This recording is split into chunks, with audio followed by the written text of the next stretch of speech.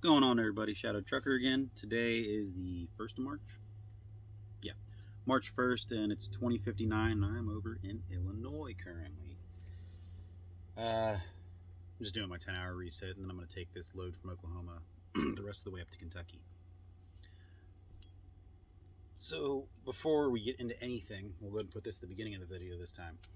If you want me to answer specific questions, I know not everybody watches to the end, you can send me an email, shadowtrucker210@gmail.com. Or you can put them in comments and I will get you the answers as soon as I can. Or, I don't know, wait 2 weeks and then just put them all at the same thing. I think there's only like 3 people that asked me questions through the email this last time, which is, I expect there'd be a lot more questions, but there wasn't, which isn't, it's not bad. Excuse me.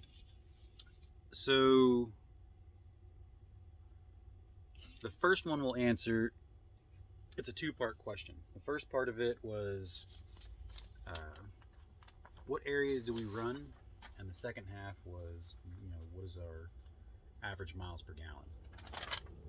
So, for the areas we run, we'll do that first. It's not really like specific areas we run, it's just the general overview for the accounts mainly, because the areas that we actually run is the entire United States. We run the whole lower 48 plus Canada. We're not in every one of those states at all times, but we do run the entire lower 48 in Canada. So this will give you the account names, which you can kind of just go off that. You guys can pause it so you can get a better look at it, because I'm not going to sit here and hold it for 10 minutes. But that's all the accounts. And they are all over the place. Now, the ones that say they're like dedicated and they have a city and state on them, you're not stuck in that city and state. You're not going to strictly run in that state. It's just that's the account that you're dedicated on, and it's the main hub of it is in that area. But you'll run all over. Like the MizCan account that I told you guys they wanted me to be dedicated for at one point. I mean, they still kind of do. I'm not dedicated. I'm staying OTR. I enjoy the OTR part. I don't know. Running the same thing constantly is nice because you know what it is. You have consistency, but I also like to move around a little bit. So as far as that MizCan account, though, the main hub of it for us is in Owensboro, Kentucky. And I don't just run out of there. I run all over. Like this load right now is coming out of Oklahoma and it's going up to Owensboro. There was another load. I think I picked it up. Yeah, there was another load I picked up in Owensboro right before this one. And I took it down to Oklahoma to Paul's Valley, and then I picked this one up in Henrietta. So it's a cycle between there. And then the other times that I'm running for this MizCan account, I'm over in Pennsylvania. I've done some of it in Kentucky, Illinois, Indiana. I think I did one in Jersey. Like it just goes all over. It's just that's where your main hub is. So that's the areas we run. That's the accounts that you guys just seen. You can pause that part. Read it all over, see if there's one you might like. Whenever you do come over, you can try to get put on it. Miles per gallon. It's going to fluctuate for every driver. There's not really a steady one. Like right now, with the whole idling thing at nighttime and all that shit, I'm doing 7.4, I believe, right now. Now, if I'm just running a straight load and I restart for my miles per gallon, the light loads, I'll be pushing 8 to 9.2 miles per gallon, depending on how I'm playing with my throttle and cruise control and all that fun shit, and if I'm going up and down hills or not. So, how hard you are on your gas pedal plays a big role into it. Like if you're pedal to the floor right off a red light, you're gonna be burning some fuel until you get up to speed. You can gradually just go into it. If you're driving up in Maryland, West Virginia, North Carolina, and Tennessee, those areas have a crap ton of very big mountains, and it's going to suck your fuel economy down. So if you go reset your thing and then you go up one of the mountains, don't even pay attention to it. Just wait till you get somewhere outside of that area and then try to do it. The other part that goes with this miles per gallon is I was asked, do I notice a difference between fuel at the Pilot Flying J's and Love's? At first, no.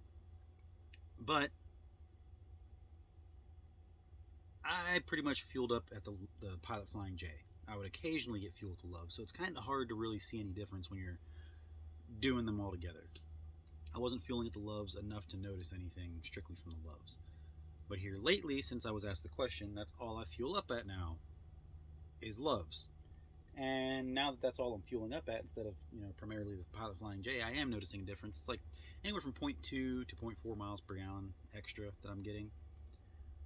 It's not a lot initially, but over the course of a year, that is quite a big chunk of change that you're going to save right there. So Loves is a little better.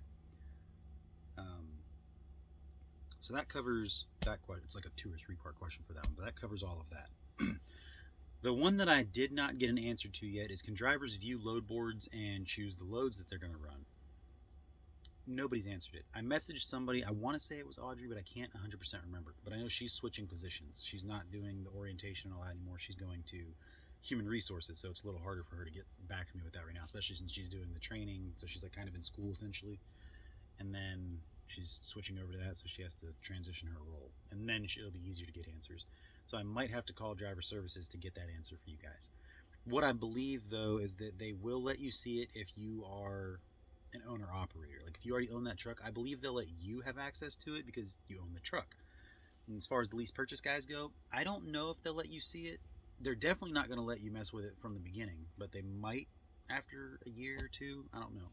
I still got to figure out the answer for that one. I do know that you can choose to accept or decline your loads. Now, they will ask you, why you're declining it if you do decline. You have a family emergency, you just don't want to run in that area, stuff like that. So, sorry I don't got your answer for that one yet. The balloon payment. Is there a balloon payment at the end of your lease? Yes, there is. It's absolutely fucking horrendous. No, I'm just screwing with you. It's only like $2,500. Maybe $3,000 on the high end. So for mine, which I actually found this out since I got this question, I was doing math for the fixed payment guys. They said it was a 5-year lease. Not the fixed payment guys, but the people in orientation that take the 5-year lease. It is not a 5-year lease. It is a 4-year lease, 205 weeks to be exact. I found this out because when I was doing the math for it, $738 a week for 52 weeks in a year times 5 years. It's like $193,000, I think it was, $193,000. Didn't add up. So I called in and asked about that, and I was like, why is the overall payment $193,000, which is $40,000 more than some of these trucks? And she went and looked in my contract. There's like 3 or 4 different pieces of this contract that you have to sign. There's 3 or 4 parts of it. And on one of them, I missed this portion of it somehow. I don't know how the fuck I overlooked it.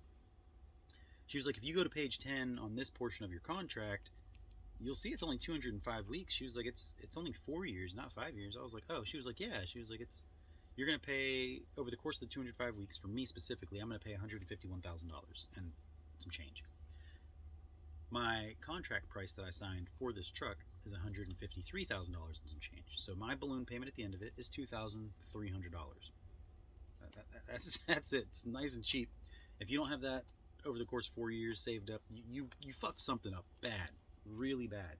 Even if you're hurting when you first come to this company, like your finances are hurting, at the end of 4 years, your finances should be pretty straightened out. I'm not saying you're going to be like a freaking billionaire, but you should have some money put away. You should be comfortable at that point, as long as you're not like $1 million in debt. And then the last question that I got asked was, can you switch between the variable and the fixed payment plans? Now, most companies will not allow you to do it, which it actually makes sense because you're signing a contract for whichever one you chose initially. So why should they allow you to switch? This company does allow you to switch. You can only switch once a year.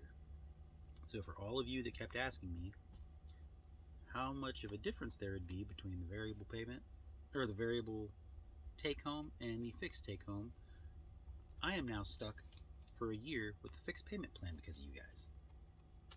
Also joking about that. Not serious at all. That was my choice to take it. I decided to switch over to the fixed plan, not because I didn't like the variable plan. I absolutely love the variable plan.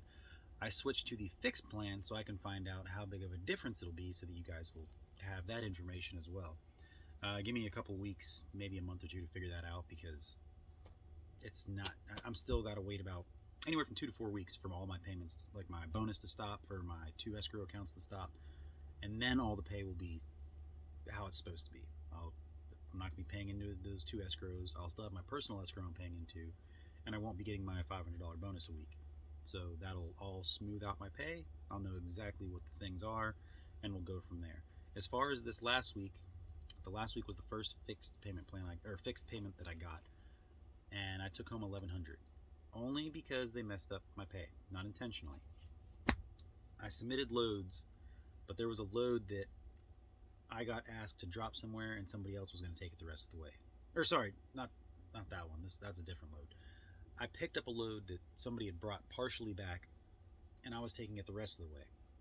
Now, these people fucked up because when they dropped the trailer, they didn't leave the paperwork with it. So when I picked it up, I called dispatch, and I was like, there's no paperwork here. So they sent me a digital copy through my email. When I submitted the trip envelope, it didn't have the paperwork, obviously a picture of it, because I didn't have a physical copy of the paper to send with my signature on it. So payroll didn't pay me for it, thinking that it wasn't completed yet. But I sent them a message and explained what happened, and they were like, okay, that's perfectly fine. We'll go ahead and get this submitted. Next time, just send us a message or call us ahead of time so that we know that's what's about to happen. We're going to get an envelope but no papers. And I was like, too easy, no problem.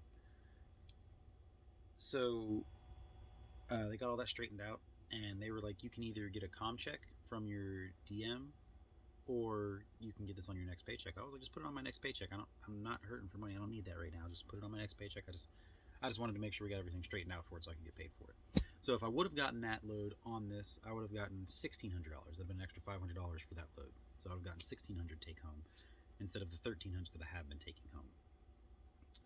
But like I said, once all the payments and everything get fixed up, I can let you guys know exactly what it is. Now, it might take me about a month because I am out for a month right now, and then I'm taking 10 days off because I'm going home. Dad might be deploying again. So we're going to go get the family down to visit him, and so he can see his grandson again before he goes over there, just in case shit hits the fan. So that's how that's all going right now.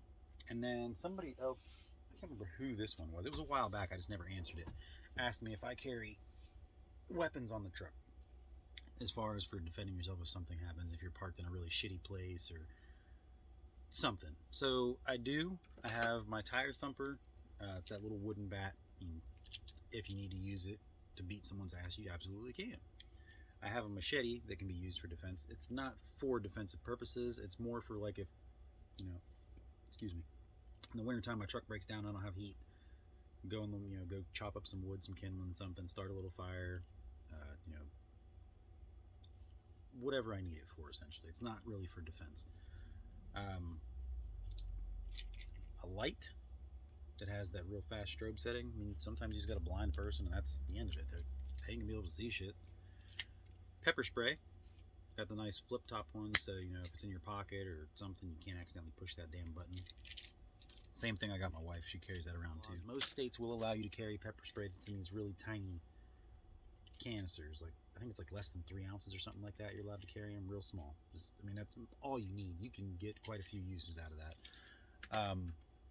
A lot of states will also allow you to carry like the little tasers.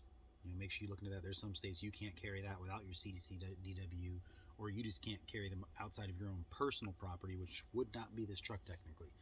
So yeah, just look into that stuff, research your state. If you have any questions, just call your state police, and they'll usually be able to get you the answers for that. So as far as this video goes, that's going to be the end of it. It is actually a little bit shorter than most of my videos, thankfully. But yeah, that covers everything as of right now. The email I gave you guys in the beginning of the video, go ahead and use that to ask questions or whatever you need. You can also put them in the comments, like I said. You guys stay safe out there, and have a good night.